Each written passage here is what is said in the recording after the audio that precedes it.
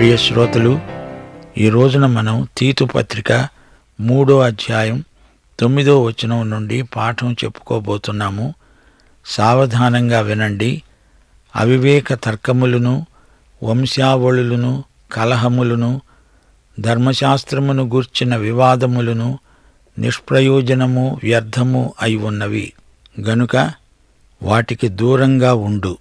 కొందరు యూదులు అపసవ్యమైన మనస్తత్వము గలవారై వ్యర్థమైన వివాదాలను రేపుతున్నారు. తీతు, వారికి విముఖుడవై వారి నుండి దూరంగా తొలగిపో. వివాదాలు, వ్యర్థ నినాదాలు మానేయి. మతభేదములు కలిగించే మనుష్యునికి 1-2 మారులు బుద్ధి చెప్పిన తరువాత వానిని విసర్జించు.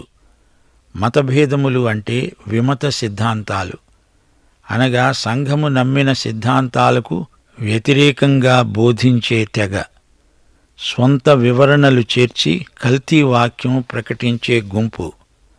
అపొస్తలుల కాలంలోనే పునరుత్థానమే లేదనే దుర్బోధ మొదలైంది. కొందరు తమను కొన్న ప్రభువునే మారుబేరానికి అమ్మేవారు బయలుదేరారు. 2 పేతురు 2వ అధ్యాయం 1వ వచనం. అబద్ధ ప్రవక్తలు ప్రజలలో ఉన్నారు. అటువలనే మీలోనూ అబద్ధ బోధకులుంటారు. వీరు తమను కొనిన ప్రభువును కూడా విసర్జిస్తూ తమకు తామే శీఘ్రముగా నాశనము కలుగజేసుకుంటూ నాశనకరమైన భిన్నాభిప్రాయాలను రహస్యంగా బోధిస్తారు. ప్రకటన గ్రంథం 2వ అధ్యాయం 9వ వచనం. యూదులమని చెప్పుకుంటూ యూదులు కాక సైతాను సమాజపు వారై ఉన్నారని స్మరణ సంఘంతో ప్రభువు చెప్పాడు.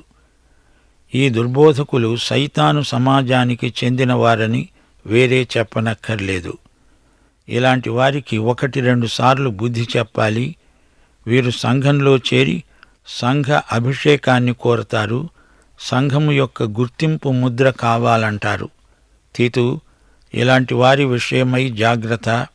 వారిని విసర్జించటం శ్రేయస్కరం.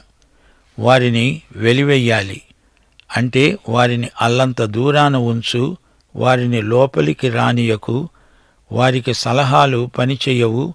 అలాంటి వారితో పెట్టుకోకు. వారితో సావాసం చెయ్యకు, విసర్జించు అంటూ పౌలు హెచ్చరికలు చేస్తున్నాడు. ఎందుకనగా అట్టివాడు మార్గము తప్పి తనకు తానే శిక్ష విధించుకున్నవాడై పాపం చేస్తున్నాడని నీకు తెలుసు. వారి క్రైస్తవ శీలం అపసవ్య ధోరణిలో ఉన్నది. అలాంటి తల్లకిందుల మనుషులను మనం సరిచేయడం మరీ కష్టం. ఇలాంటి వారు తమకు తామే తీర్పు చెప్పుకుంటున్నారు. ఎన్నిసార్లు మందలించినా సరిదిద్దుకోనివాడు స్వయం శిక్ష విధించుకున్నవాడై హఠాత్తుగా నాశనమవుతాడు. 12వ వచనం. నికోపోలిలో శీతాకాలం గడపాలని నేను నిర్ణయించుకున్నాను గనుక నేను అర్తెమానైనా తుకికునైనా నీ వద్దకు పంపినప్పుడు అక్కడికి నా వద్దకు రావటానికి ప్రయత్నం చెయ్యి. పౌలు అర్తెమాను క్రేతుకు, తుకికును ఎఫెసుకు పంపుతున్నాడు. శీతాకాలంలో నికోపోలిలో ఉండడానికి పౌలు నిర్ణయించుకున్నాడు. రోముకు వెళ్ళడానికి నికోపోలి నుండి దగ్గరవుతుంది. నికోపోలికి విజయము గల నగరం, అనగా జయించే నగరం అని అర్థం. కైసరు ఔగుస్తు నిర్మించిన పట్టణం. ఇప్పుడు ఆ పట్టణం శిథిలమై అవశేషాలు మిగిలి ఉన్నాయి. 13వ వచనం. ధర్మశాస్త్ర వేది అయిన జేనాను, అపోల్లోను శీఘ్రముగా సాగనంపు. వారికేమీ తక్కువ లేకుండా చూడు. జనా పూర్తి పేరు జనాడోరస్. ఇతడు పేరు మోగిన న్యాయవాది. ఇతడు యూదుడు, అపోల్లోకు సమకాలికుడు. అపోల్లో అనే వ్యక్తి అలెగ్జాండ్రియాకు చెందిన యూదుడు. అపోల్లోకు సువార్త ప్రకటించింది అకుల, ప్రిస్కిల్లా అనే దంపతులు. ఎఫెసులో నుండి వచ్చి కొరింతులో కూడా కొంతకాలం ఉన్నాడు. ఇప్పుడు అపోల్లో ఈ ఉత్తరం తీసుకొని క్రేతుకు వెళ్ళి తీతుకు ఆ ఉత్తరం ముట్టించి అక్కడి నుంచి తన స్వస్థలమైన అలెగ్జాండ్రియాకు వెళ్తున్నాడు. 14వ వచనం ఎంతో గొప్ప హెచ్చరిక. మనవారు నిష్ఫలులు కాకుండు నిమిత్తము అవసరమును బట్టి సమయోచితముగా సత్క్రియలను శ్రద్ధగా చేయడం నేర్చుకోవాలి. క్రేతులో మనవారు సత్క్రియాచరణను అభ్యసించాలి. అది వారికి మేలు. అప్పుడు వారి సాక్ష్యం సఫలమవుతుంది. ఇదిగో తీతు, నా వద్ద ఉన్న వారందరూ నీకు వందనాలు చెప్తున్నారు. విశ్వాసమును బట్టి మమ్మను ప్రేమించే వారికి ఈ వందనాలు చెప్పు. కృప మీ అందరికీ తోడై ఉండునుగాక. సోదరీ సోదరులారా, ఇది తీతు పత్రిక. ఈ పాఠంలో మతభేదాలు కల్పించే బోధకుల విషయం ప్రస్తావనకు వచ్చింది. వివాదాలు చివరికి విషాదానికి దారితీస్తాయి. దైవసేవకుడు విసర్జించవలసిన వివాదాలు, సహవాసాలు ఇక్కడ పేర్కొనబడినవి. వితండవాదాలు, చిక్కులు తెచ్చిపెట్టే ప్రశ్నలు ఉంటాయి. క్రైస్తవ విశ్వాస జీవితానికి సంబంధించని ప్రశ్నలతో సతమతమవడం దైవసేవకునికి, సేవకు మంచిది కాదు. కొందరు యూదులకు మరింకేమీ పనిలేదు. అనుసృతంగా వచ్చిన ధర్మశాస్త్రం తాలూకు వాదోపవాదాలకు, తర్జన భర్జనలకు వీరెప్పుడూ తయారుగా ఉంటారు. దేవుడు ఎలాంటివాడు, దేవదూతల సంగతేమిటి, యెహోవా నామం ఎలాంటిది అనే అంశాల మీద గంటల తరబడి మాట్లాడతారు. తమ ఊహపోహలను సిద్ధాంత రాద్ధాంతాలుగా చేసి మాట్లాడడం వీరికి అలవాటు. అనవసరమైన సంగతులను అవసరమైనట్లుగా బోధిస్తారు. అవివేక తర్క వితర్కాలలో తలమునకలయ్యేవారు ఈ రోజున కూడా లేకపోలేదు. యేసు ప్రభు ఏ ప్రక్కన సిపాయిల బల్లెంతో పొడవబడ్డాడు? యేసు ప్రభు మేఘం మీద వస్తాడా, మేఘాల మధ్య గుండా వస్తాడా? ఇలాంటి అంశాలతో తర్కించుకుంటున్నారు. వంశావళులు, వంశవృక్షాలు మరికొందరికి వివాదాంశం. ఆదాము నుండి జెరుబ్బాబెలు వరకు ఉన్న వంశావళిలో నా పేరున్నదా, నీ పేరున్నదా అంటూ రోజుల తరబడి పరిశోధనాత్మక వివాదాలతో కొందరు కలహించుకోవడం పరిపాటి.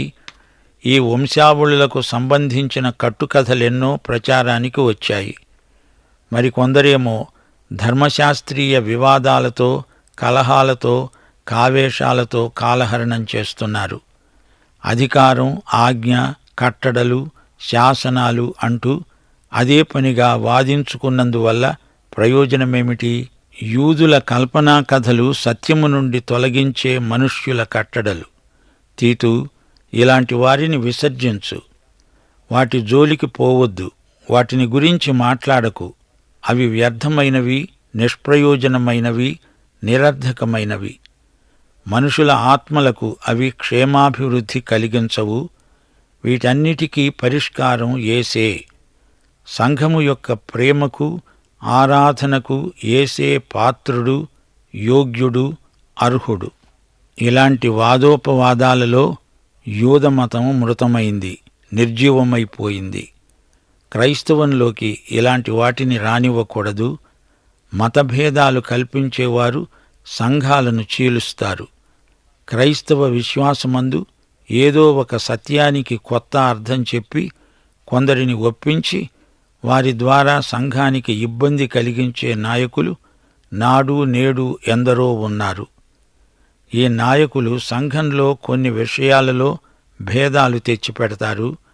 సంఘ సహవాసాన్ని మానుకొని సంఘంలో అశాంతిని ప్రకల్పన చేస్తున్నారు.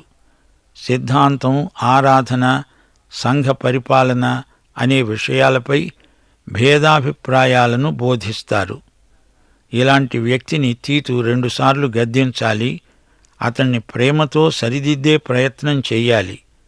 అయితే అతడు గర్వించి సలహాలను పెడచెవిని పెడితే అతన్ని కక్షతోగాక ప్రేమతోనే విడిచిపెట్టాలి. అతనితో జోక్యం పెట్టుకోకూడదు. లిఖితపూర్వకమైన బహిష్కరణ కాదు. అతణ్ణి విసర్జించి మౌనంగా ఉండిపోవటం మేలు. అతడు ఇక మీదట నీ క్రైస్తవ సోదరుడు కాడు. అతడు మార్గము తప్పినవాడు. ఎవరూ అతణ్ణి శిక్షించనక్కర్లేదు. తనకు తానే శిక్ష విధించుకున్నవాడయ్యాడు. అతడు పాపం చేస్తూ అందులోనే జీవిస్తున్నాడు. అతని అంతరంగ స్వభావమంతా భ్రష్టుపట్టిపోయింది. దైవదాసుడు గద్దించినా పాపం చేస్తున్నాడు గనుక అతని నాశనానికి అతడే బాధ్యుడు. సంఘ సహవాసానికి కావాలని తనను తానే దూరపరుచుకుంటున్నాడు. తాను ఏ వాక్యం బోధిస్తాడో అదే వాక్యం అతనికి తీర్పు తీరుస్తుంది. తీతు కొంతకాలమే క్రేతులో ఉంటాడు. అందుచేత వ్యక్తిగతమైన సలహాలు తన కుమారునికి పౌలు అందిస్తున్నాడు. తీతు, నీవు వచ్చి నన్ను నికపోలిలో కలుసుకో, నిన్ను చూడాలని ఉంది. పౌలు తీతు ద్వారా అక్కడి సంఘ పరిస్థితులు తెలుసుకుంటాడు. అవసరమైతే తీతును మరో చోటికి పంపుతాడు. ఆర్తెమ, తుకికు అనే 2 వ్యక్తులను పౌలు క్రేతుకు పంపుతున్నాడు. ఆర్తెమ ఆసక్తిగల గొప్ప దైవ సేవకుడు. తుకికు అపొస్తలునికి సన్నిహిత స్నేహితుడు. జేనా, అపొల్లో అనేవారు సంచారక బోధకులు. వారి సౌకర్యాలను గురించి, ప్రయాణం ఏర్పాట్లను గురించి జాగ్రత్త, శ్రద్ధ వహించండి అంటూ వారికి హెచ్చరిక చేశాడు. జేనా, అపొల్లో క్రేతులో ఉండి తీతుకు ముందు ఘనమైన సేవ చేసినవారు. ఇప్పుడు క్రేతు సంఘస్థులు వారిని సాగనంపుతూ వారికి ఘనమైన వీడ్కోలు ఇవ్వబోతున్నారు. జేనా ధర్మశాస్త్రి క్రైస్తవుడయ్యాడు. క్రేతులో సువార్తికుని పనిచేశాడు. అపొల్లో మంచి వాగ్దాటి గలవాడు. కొన్నాళ్లు కొరింతులో అపొల్లో సేవ చేశాడు. కొందరు మేము అపొల్లో వారమని ప్రత్యేక గుంపుగా విడిపోయే ప్రమాదం ఏర్పడినప్పుడు పౌలు ఖండితంగా చెప్పాడు. పౌలెవరు? కేఫా ఎవరు? అపొల్లో ఎవరు? నేను నాటాను, అపొల్లో నీళ్లు పోశాడు. వృద్ధి కలుగ చేసినవాడు దేవుడే. క్రేతు సంఘస్థులు వీరికి ప్రయాణ సౌకర్యాలు చెయ్యాలని ఆర్తెమను, అపొల్లోను వారికి అప్పగించాడు.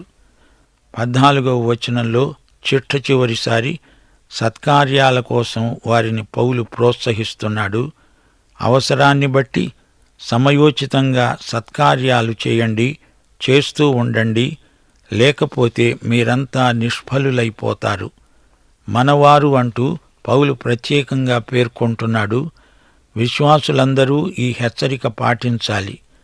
అందరి విశ్వాసము ఒకటే గనుక అందరూ సహోదరులు. జీవమనే కృపావరమందు అందరికీ సమాన వారసత్వమున్నది. ఎవరూ నిష్ఫలులు కాకూడదు. సత్క్రియలు సమయోచితంగా శ్రద్ధగా చెయ్యాలి. ఇది సాధన. విశ్వాసులంతా ఇది నేర్చుకోవాలి. లేఖనముల నుండి నేర్చుకోవాలి. ఉత్తమము, సంపూర్ణము అయిన దేవుని చిత్తమేదో లేఖనమే మనకు చూపుతుంది.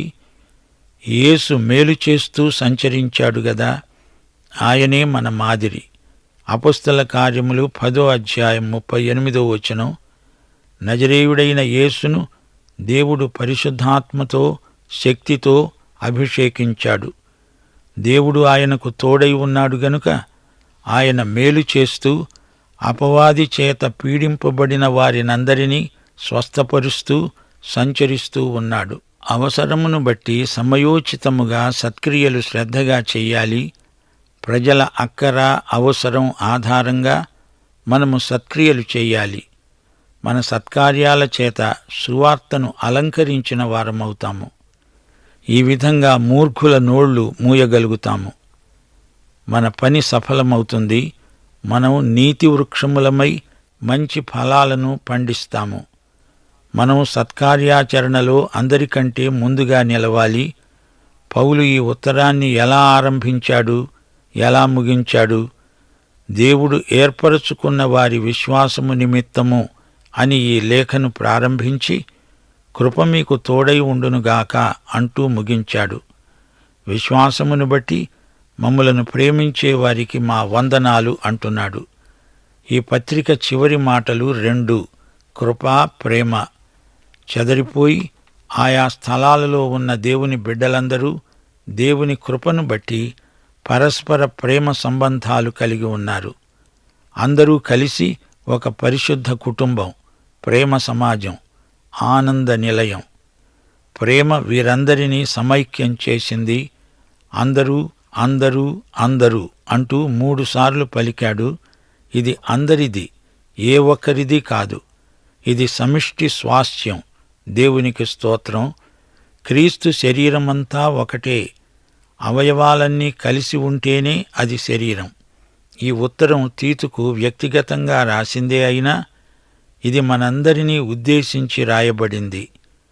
క్రేతులోని ప్రతి సంఘ సభ్యుణ్ణి దృష్టిలో ఉంచుకొని పౌలు ఈ ఉత్తరం రాశాడు. సోదరీ సోదరులారా, మీరింతవరకు అపొస్తలుడైన పౌలు తీతుకు రాసిన ఉత్తరం వింటున్నారు. కృపచేత రక్షించబడ్డాను గదా అని సత్క్రియలను నిర్లక్ష్యం చేయకూడదు, సత్కార్యాలు మానకూడదు.